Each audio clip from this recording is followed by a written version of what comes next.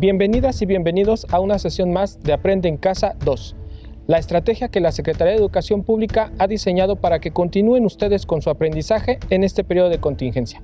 Soy el maestro Isidro Barajas Hernández y me da mucho gusto poder saludarles nuevamente. Recuerden lavarse continuamente las manos, mantener la sana distancia, usar el cubrebocas de manera adecuada, no tocarse el rostro y realizar el estornudo de etiqueta. Si nos cuidamos a nosotros mismos, cuidamos a los demás. Durante la sesión de hoy vamos a identificar las áreas culturales de Mesoamérica. Reconoceremos su ubicación e identificaremos a las culturas que florecieron en cada área y conoceremos sus principales actividades. Además, iniciaremos hoy con un reto y en las siguientes sesiones lo continuarán y concluirán, por lo que les pido que pongan mucha atención. Es importante que tengan a la mano su bolígrafo y cuaderno para que tomen las notas de los aspectos que consideren más relevantes, así como su libro de texto para complementar el tema. ¿Están listas y listos? ¡Comencemos! Para iniciar, leeré un artículo. Se trata de un texto escrito por Antonio Jaramillo Arango y dice así: Pluralidad cultural en Mesoamérica.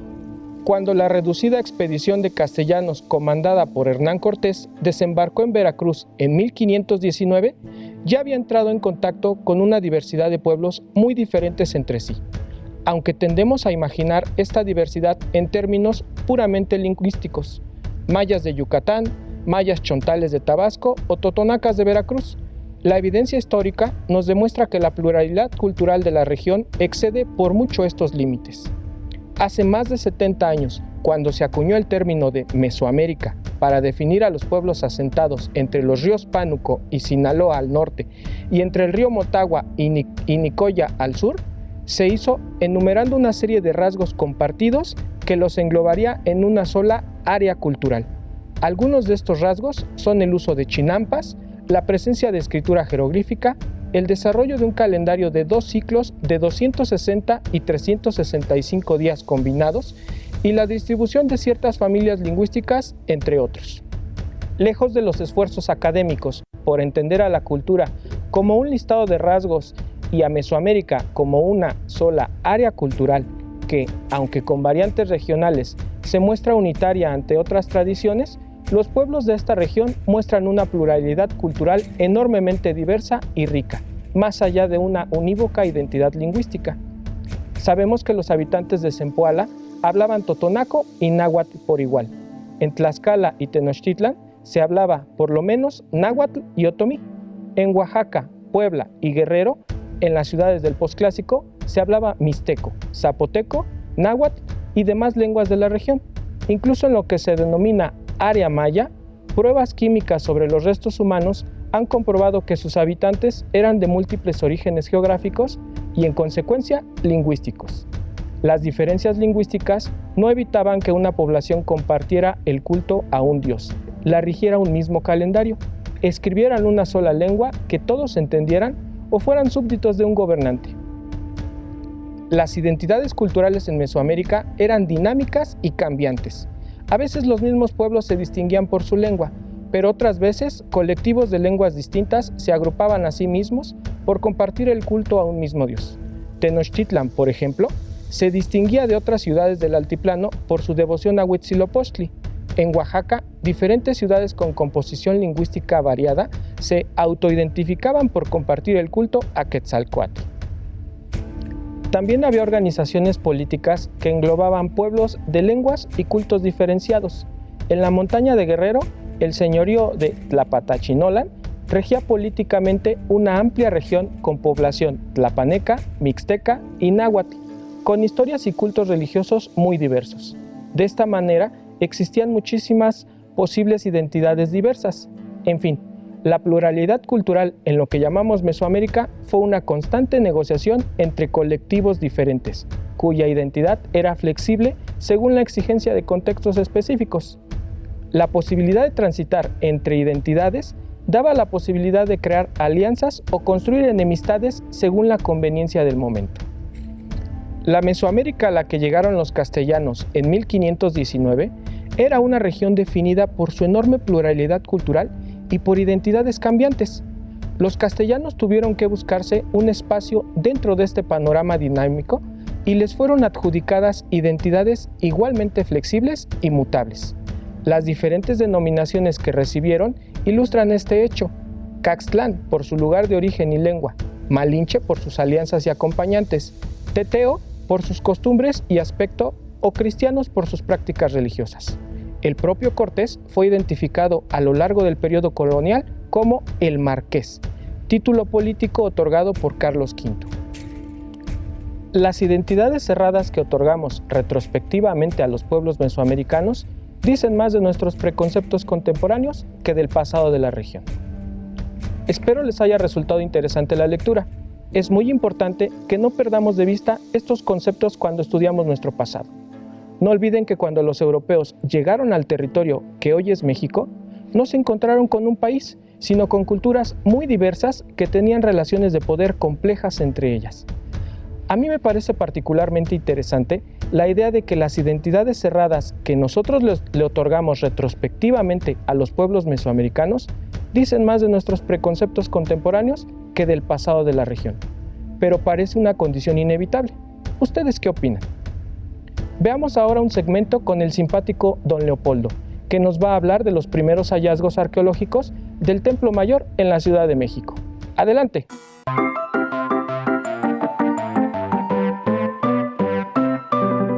Sí, ¿qué tal? Yo soy Don Leopoldo, ¿sí?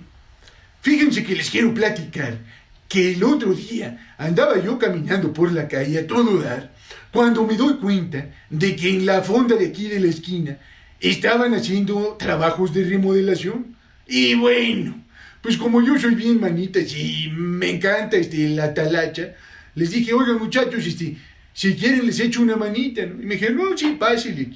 Y ahí estábamos trabajando a todo dar, cuando tumbaron la pared y no, hombre, apareció un mosaico chulísimo que perteneció a la casa que existía pues antes de que se hiciera fonda, ¿no? No, hombre, pero elegante, morisco, padrísimo. Y pues todos nos emocionamos. Y yo pues me puse a pensar, ¿no?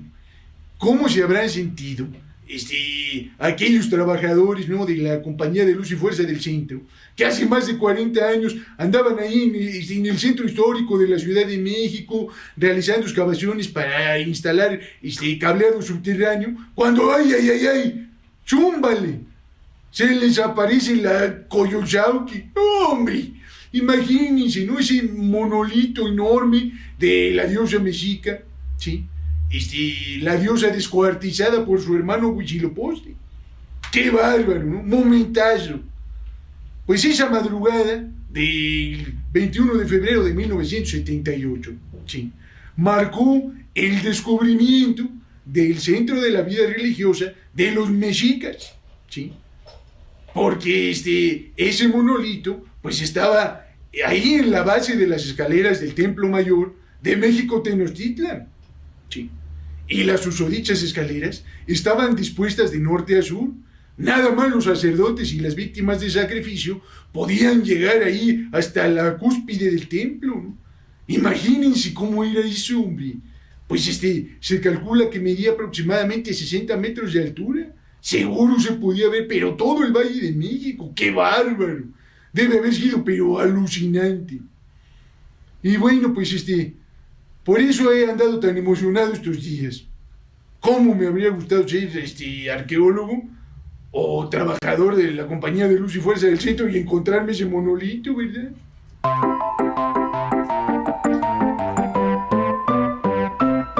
Lo malo es que ahora tengo ganas de tumbar todas las paredes de mi casa, caray. ¿Qué habrá? Estupendo, don Leopoldo. Espero no destruya sus paredes. Bueno, sigamos con la lección. Retomemos algunos aspectos importantes del artículo que les leí al inicio. Se llama Mesoamérica al área cultural y geográfica que comprendió el centro y sureste del territorio actual de México, así como el norte de Centroamérica. En esta región, como lo menciona la lectura, se desarrollaron diversas culturas con algunas características socioeconómicas y culturales comunes, pero también con marcadas diferencias. Geográficamente, Mesoamérica comprendía por el norte desde el río Pánuco en Tamaulipas hasta el río Sinaloa, siguiendo el curso de los ríos Moctezuma, Tula, Lerma y Santiago. Por el sur, desde el río Motagua en Honduras hasta el Golfo de Nicoya en Costa Rica, pasando por el lago de Nicaragua. Para fines de estudio, Mesoamérica se dividió en 6 subáreas, denominadas áreas culturales: norte, occidente, centro, Golfo, Oaxaca y sureste. Un elemento común en todas estas culturas fue la enorme importancia que la religión tenía en diversas áreas de su organización social y política, siendo el eje rector de su vida diaria. Ahora veamos el siguiente video sobre un mito fundamental que compartieron algunas culturas mesoamericanas.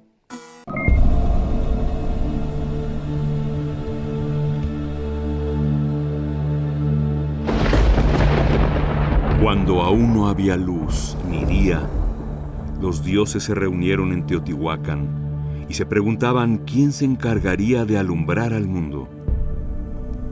Uno de ellos, llamado Tecusistécatl, dijo: «Yo me encargaré de alumbrarlo». Sin embargo, se necesitaba otro voluntario y nadie quería correr el riesgo. Un dios pequeño y enfermo escuchaba a sus compañeros y no decía nada. Su nombre era Nanahuatzin. Entonces, notando su presencia, los demás le dijeron: «Sé tú quien alumbres». Nanahuatzin aceptó de buena gana la propuesta. Llegada la medianoche, los dioses se ordenaron en 2 filas, a uno y otro lado del gran horno divino. Tecusistécatl y Nanahuatzin se pusieron frente al fuego y entre las 2 filas de los dioses. Ellos le hablaron a Tecusistécatl y le dijeron: «Ea, pues, entra tú en el fuego». Sin embargo, al llegar corriendo para arrojarse, sintió miedo y se detuvo. 4 veces lo intentó y 4 veces se arrepintió. Entonces, los dioses se dirigieron a Nanahuatzin, pidiéndole que hiciera la prueba. Él, valientemente, cerró los ojos, corrió hacia el fuego y sin más, se arrojó en él. Al ver la decisión de Nanahuatzin, Tecusistécatl finalmente se lanzó también. Enseguida, los dioses se sentaron a esperar por dónde saldría Nanahuatzin convertido en sol. Después de un gran rato, el cielo se puso colorado por todas partes y ellos se postraron de rodillas, mirando hacia los 4 rumbos, tratando de adivinar por cuál de ellos saldría el nuevo sol. Unos lo hicieron hacia el norte, otros hacia occidente, otros hacia el sur y otros hacia el oriente. Estos últimos, los que miraron hacia el oriente, fueron los que acertaron. Sus nombres eran Quetzalcóatl y Xipetotec, llamado también el Tezcatlipoca Rojo, así como los Mimixcoa, los 400 o innumerables dioses destinados a cuidar y alimentar al sol. Y cuando salieron Nanahuatzin y Tecusistécatl, transformados respectivamente en sol y luna, emitían igual resplandor. No se les podía ver directamente de tanto que brillaban. Los dioses se dijeron que eso no estaba bien, y entonces Patécatl, uno de los dioses del pulque, lanzó un conejo en la cara a Tecusistécatl, disminuyendo su brillo. Desde entonces, se puede apreciar un conejo en la cara de la luna. Aún así, sol y luna permanecieron inmóviles en el cielo durante 4 días, hasta que en el día de signo Nahui Olin, 4 movimiento, y gracias al sacrificio de los dioses, el viento comenzó a soplar e iniciaron su marcha, primero el sol y luego la luna. Por eso salen cada uno a su tiempo.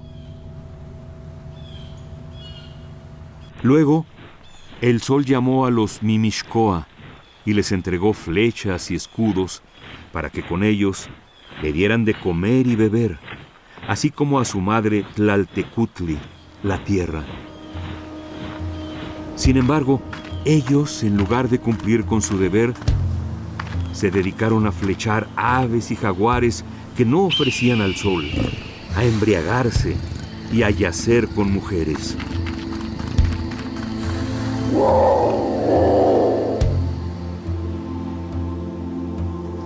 Viendo eso, el sol llamó a 5 de los Mimixcoa que habían nacido después que los demás y les dio flechas y escudos poderosos, diciéndoles: «Mirad, hijos míos, que habéis de destruir a los 400 Mimixcoa, porque no dedican nada a su madre y a su padre». Entonces tembló la tierra y salió Mixcoatl, se reventó y derrumbó el cerro e hirvió el agua. Los innumerables Mimixcoa fueron vencidos y destruidos.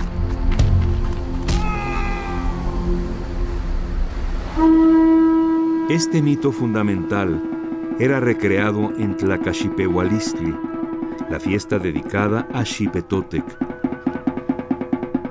El sacrificio de los dioses que echó a andar a el sol y la luna se reactualizaba a través del sacrificio de víctimas que los representaban.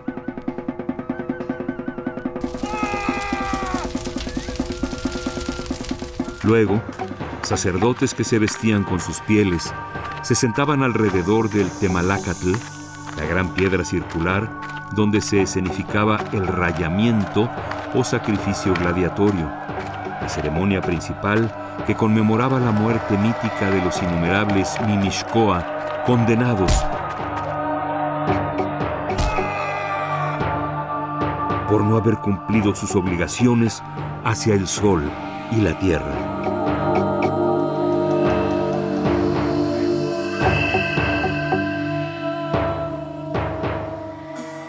Los pueblos mesoamericanos compartieron creencias cosmogónicas que se relacionaban con el origen del mundo y del universo.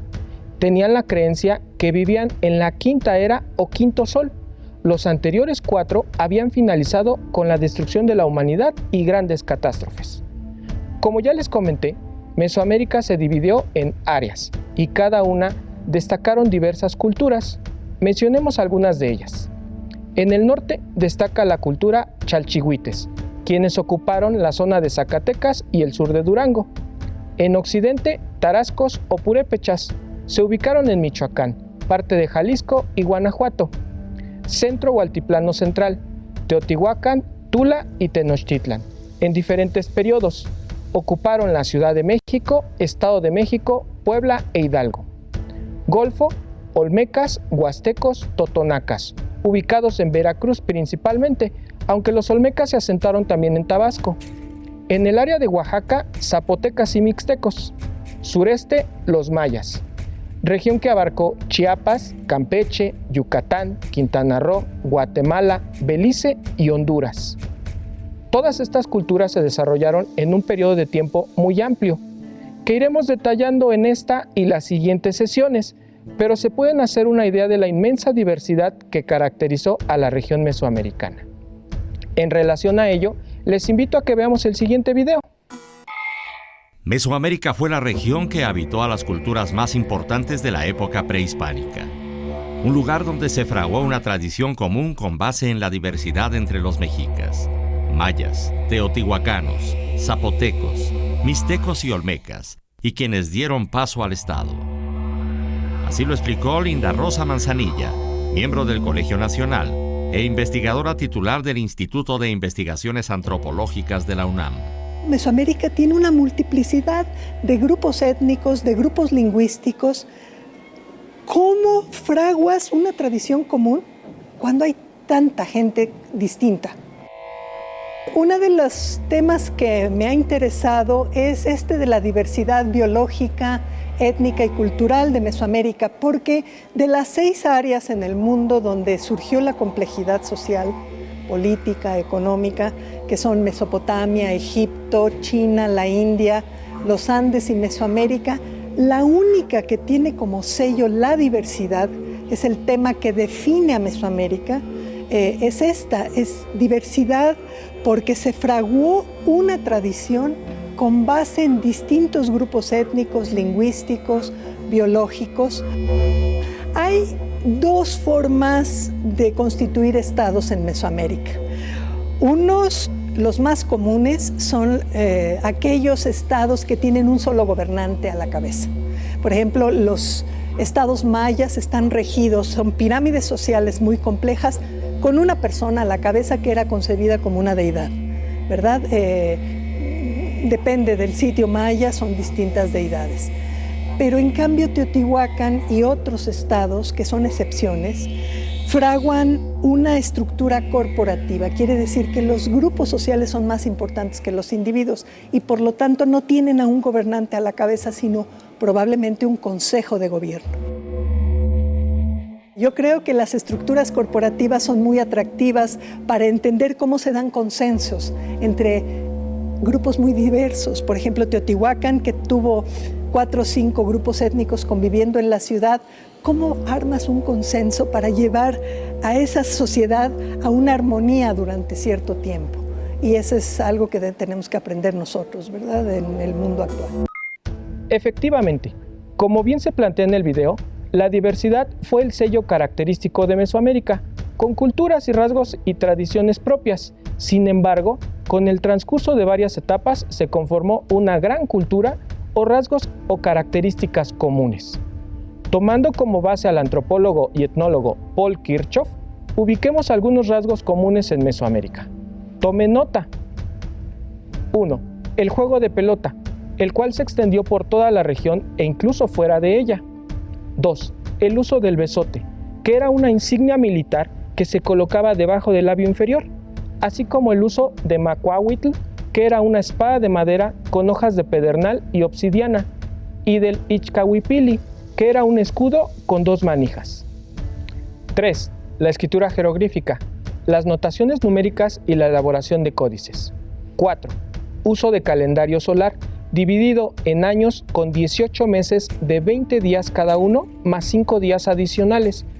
Combinación de 20 signos y 13 números para formar un periodo de 260 días, para formar un ciclo de 52 años. 5. Construcción de basamentos piramidales revestidos con estuco, todos para fines ceremoniales. 6. Uso de atatl o lanzadardos, arco y flecha, jabalinas, canoas y redes para la caza y pesca. 7. Sacrificio de codornices, ciertas formas de sacrificio humano, ciertas formas de autosacrificio. 8. Mercados especializados o subdivididos según especialidades. 9. Órdenes militares, caballeros águila y tigres. Guerras para conseguir víctimas que sacrificar. Antes de despedirnos, les invito a que elaboremos un reto. Es importante mencionar que este reto inicia hoy y lo desarrollarán a lo largo de las siguientes 2 sesiones. Elaboren una línea del tiempo. Esta deberá estar dividida en 2 grandes periodos. El primero será el preclásico, que abarcó del 2000 antes de nuestra era hasta el 300 de nuestra era. La segunda parte de la línea será el periodo clásico, que será del año 300 al 900 de nuestra era. En la parte superior de la línea ubiquen los rasgos comunes de toda Mesoamérica. Durante las próximas sesiones colocarán los aspectos que cada maestro les mencione en su espacio correspondiente. Tomen como ejemplo la muestra que se presenta en pantalla. Si desean saber un poco más del tema, apóyense en su libro de texto. Ubiquen el tema en el índice del mismo. Listo. Por hoy hemos terminado, pero nos queda mucho por explorar y descubrir. Así que nos vemos pronto aquí en Aprende en Casa 2. Cuídense y hasta la próxima.